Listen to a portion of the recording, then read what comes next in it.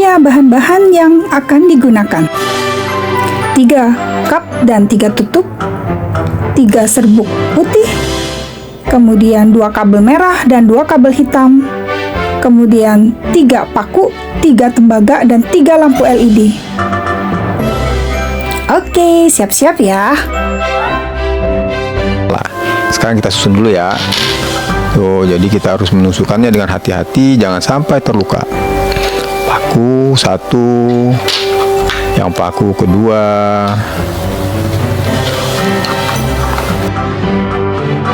paku ketiga. Nah, kemudian tembaga 1 di sini, tembaga 2 di sini, dan tembaga 3 di sini. Itu dia. Jadi kita ada 3. Nah, susunannya jadi begini kan, sudah tersusun. Nah, sekarang kita coba dengan meletakkan cairannya. Nah, cara meletakkannya ini, kita ambil satu-satu, kita ambil semua, kita buka dari bungkusnya, ini ada zipnya, perlahan-lahan, dan kita tuangkan ke sini. 1, kemudian kita tambahkan, kita keluarkan semua ya sampai habis. Kemudian kita tambahkan air, kita tambah air sekitar sampai segini saja, sekitar 3/4, kurang lebih 3/4 cup. Nah, kemudian kita aduk sampai larut.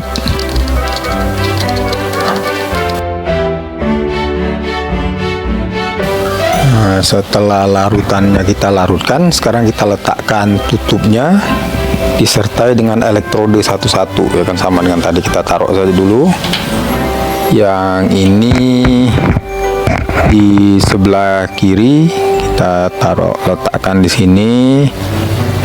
Letakkan, ditutup yang rapat agar jangan sampai tumpah. Hati-hati ya, jangan sampai tumpah. Sudah rapi. Sekarang kita rangkai kabel sebel hitam ke hati-hati ke paku, kemudian kabel merah ke tembaga,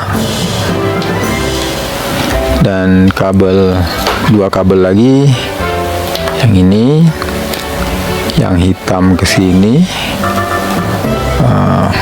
ke tembaga dan ke paku. Kemudian yang satunya lagi sama, ke paku dan ke tembaga. Nah, ini kita letakkan dasar agar dia tidak bersentuhan nanti.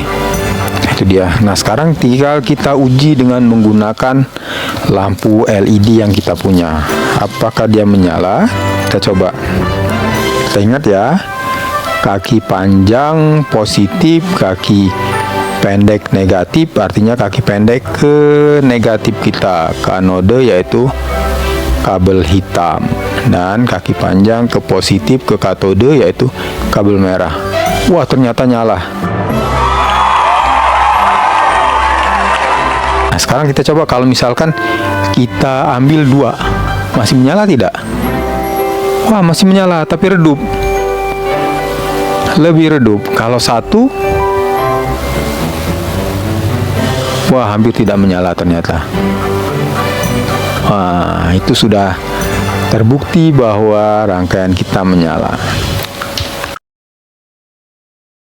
Percobaan kita itu adalah mengenai sel volta. Kita menggunakan suatu bahan kimia yang disebut dengan asam sitrat. Nah, asam sitrat ini karena dia bersifat asam dan dia disebut dengan asam lemah, termasuk asam lemah. Jadi karena itu kita nanti merangkainya dengan larutan asam. Ini sudah diberikan serbuk asamnya. Nah, ini ya, di sini ada besi dan sini ada tembaga, dan dijepit sama kabel buaya, dan ini ada bolang lampu. Nah, ketika terjadi arus listrik di antara ini, perpindahan elektron atau adanya serah terima elektron, maka akan timbullah energi listrik dan bolam lampu ini akan menyala. Jadi besi itu akan terjadi reaksi anoda atau kutub negatif, tembaga katoda kutub positif. Nah, di dalam buah juga itu dia mengandung vitamin C. Nah, selain dari untuk dia bisa menyalakan lampu pada buah tadi, tapi buah yang bersifat asam itu mempunyai manfaat yang lain, yaitu misalkan ya bisa digunakan untuk pengharum ruangan, pembersih porselin dan lain sebagainya. Nah, sekarang kita coba dengan menggunakan buah. Boleh dengan belimbing ulu atau dengan jeruk nipis. Yang penting yang buahnya asam ya. Mari kita coba. Ada 3 belimbing.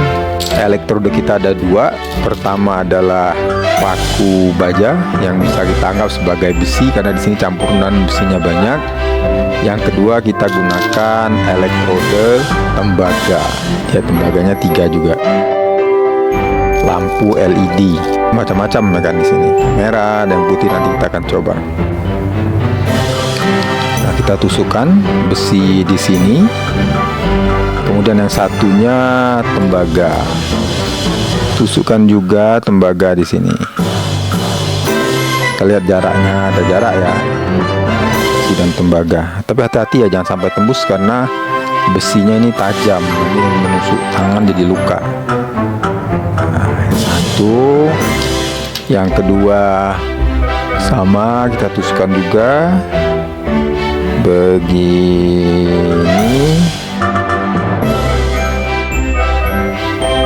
Ada paku besarnya, ada, hati-hati. Nah, yang ketiga kita tusukkan paku juga ini, cukuplah, dan begini. Baru kita susun, kita jajarkan ketiga-tiganya seperti itu. Nah, sekarang kita lihat ya kabel kita. Seperti biasa, kabel kita ada yang merah, kumpulkan. Yang hitam juga kumpulkan. Kalau yang hitam biasanya perjanjian yang dipakai orang, kabel hitam itu untuk ditambungkan ke kutub negatif atau ke anode kasus kita. Dan juga yang merah ke kutub positifnya. Artinya nanti yang hitam kita sambungkan ke sebelah kiri saja, dibeginikan ke paku atau besi. Yang merah kita sambungkan ke tembaga. Kita ambil lampu kita tadi, yang ke anode itu yang pendek, kemudian yang ke katode ke kabel merah yang panjang. Menyala. Ini kalau kita coba ganti LED-nya dengan LED yang kakinya lebih panjang, ini lain LED, lain ininya ya, lain tegangannya, dia bisa lebih terang. Kalau yang kita pakai yang ini seperti yang dikirim, itu bagaimana? Apakah bisa lebih terang?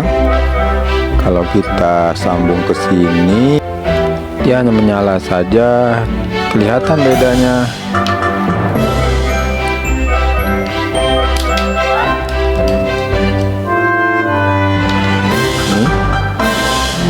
Ini kalau kita lihat ke sini, kedua dia menyala. Kalau dua, dia sangat redup, hampir tidak menyala ya, karena tegangannya kecil. Ini yang kita peroleh dari eksperimen ini. 3 dia menyala, kemudian kalau 4 juga menyala dan sedikit lebih terang dibandingkan 3. Tetapi kalau 2 dia redup sekali ya, tidak kelihatan menyala di sini. Nah, begitulah adik-adik kalau kita coba keempatnya. Selamat mencoba.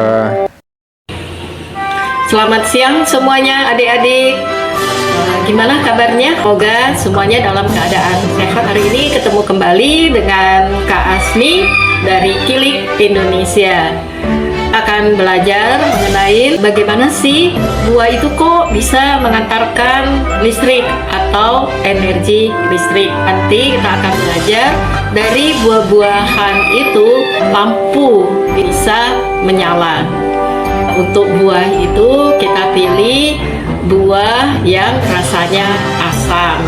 Kalau kita lihat buah-buahan di Indonesia itu kan cukup banyak, ada manggis, nanas, belimbing, jeruk. Dari buah-buahan tersebut ada buah itu yang bersifat asam, ada yang bersifat manis, ada yang bersifat alkali atau basa.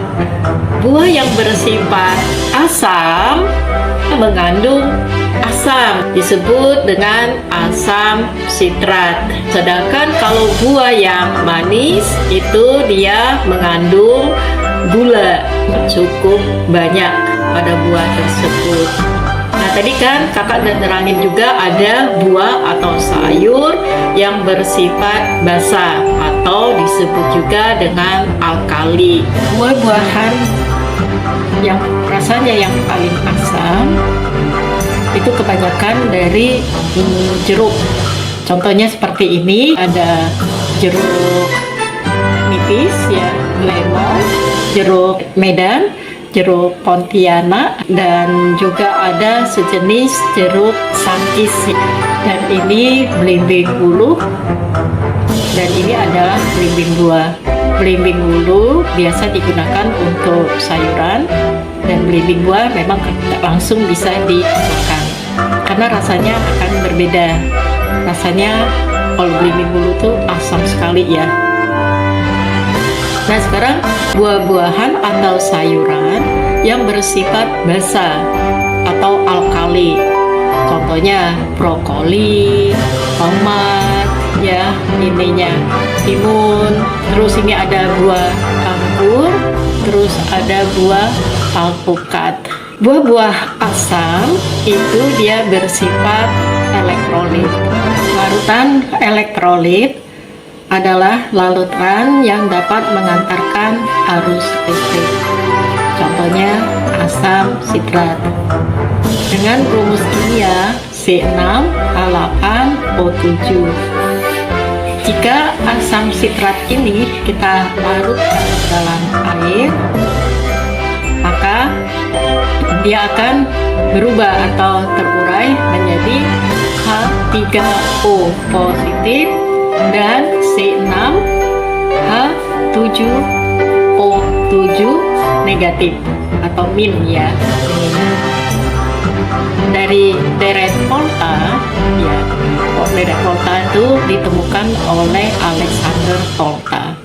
Dia mengatakan dalam deret volta kita bisa lihat ini ada litium, kalium, barium, kalsium, natrium, magnesium, aluminium, mangan, zinc atau seng, Fe atau besi, Ni, Sn, Pb, H, Cu, Hg, Ag, Pt atau platina, Au, Au atau emas ya. Nah, dalam deret volta makin ke kanan itu unsur-unsur logam itu mudah mengalami reduksi atau disebut juga sebagai oksidator, dan dia bermuatan positif. Sedangkan makin ke kiri itu bermuatan negatif, berarti dia mudah mengalami reaksi oksidasi dan dia sebagai reduktor. Sel volta itu adalah energi kimia kita ubah menjadi energi listrik. Dalam sel volta itu ada namanya reaksi redoks. Reaksi redoks itu adalah reaksi oksidasi dan reduksi. Oksidasi artinya apa? Suatu unsur itu akan melepaskan elektron, bisa 1, bisa 2, bisa 3, ya tergantung dari unsur logamnya. reduksi artinya menangkap elektron. Nah, jadi contohnya misalkan Fe atau besi dan Cu. Fe ini akan melepaskan 2 elektron, dia berubah menjadi Fe2 positif. Dan itu merupakan reaksi oksidasi dan disebut juga sebagai anoda bermuatan atau disebut juga dengan kutub negatif.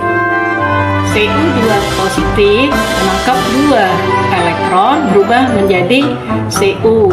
Itu disebut dengan reaksi reduksi.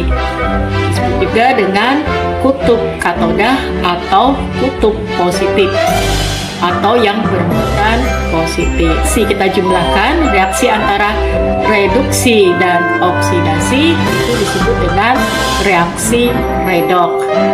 Jadi bila 2 elektron ini kita hilangkan atau kita coret ya, ini dalam matematika boleh kita coret 2 elektron ini, coret 2 elektron ini kita coret ya, tinggalan jadi Fe plus Cu2 positif berubah menjadi Fe2 positif plus Cu.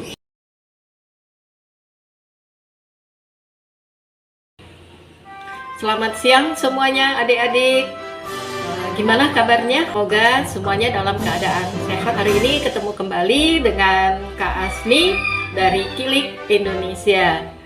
Akan belajar mengenai bagaimana sih buah itu kok bisa mengantarkan listrik atau energi listrik. Nanti kita akan belajar dari buah-buahan itu lampu bisa menyala.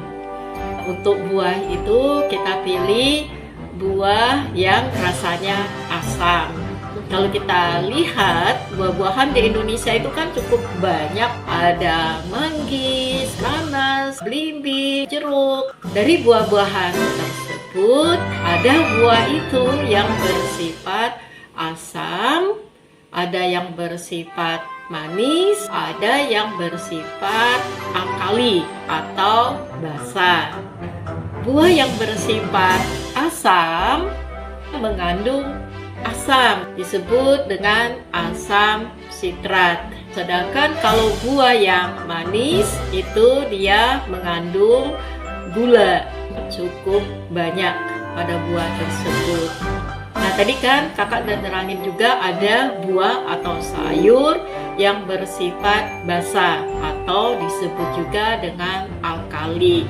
Buah-buahan yang rasanya yang paling asam itu kebanyakan dari jeruk. Contohnya seperti ini, ada jeruk nipis ya, lemon, jeruk Medan, jeruk Pontianak, dan juga ada sejenis jeruk Sangkis. Dan ini belimbing ulu, dan ini adalah belimbing buah.